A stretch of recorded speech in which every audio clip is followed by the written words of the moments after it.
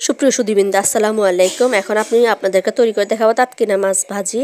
এই জন্য আমি মাছগুলো কেটে ধুয়ে রেখেছি। প্রথমে আমি হলুদের গুঁড়ো দিয়েছি, সামান্য মরিচের গুঁড়ো ও জিরে গুঁড়ো দিয়েছি, সামান্য ও স্বাদ মতো লবণ দিয়েছি। সো বন্ধুরা, ভিডিও না টেনে আপনারা সাথে থাকুন।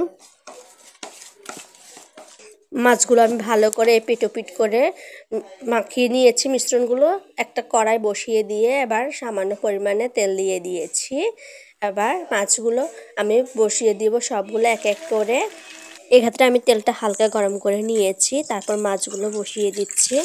চুলার আগুনটা আমি মিডিয়াম হিট থেকে একটু কমিয়ে রেখেছি, যাতে আস্তে আস্তে মশলাগুলো মাছের ভিতরে ঢুকে। এবার আমি মাছগুলো উল্টে দিচ্ছি সুন্দর করে। মাছগুলো আস্তে আস্তে করে এপিট ওপিট আবার এপিট ওপিট করে আমি ভালো করে উল্টে নিচ্ছি। মাছ ভাজা হয়ে এসছে অনেকটা। আমার ভিডিওগুলি আপনাদের কাছে যদি ভালো লেগে থাকে অবশ্যই লাইক শেয়ার করে দেবেন এবং কেমন হয় তা কমেন্ট করে জানাবেন।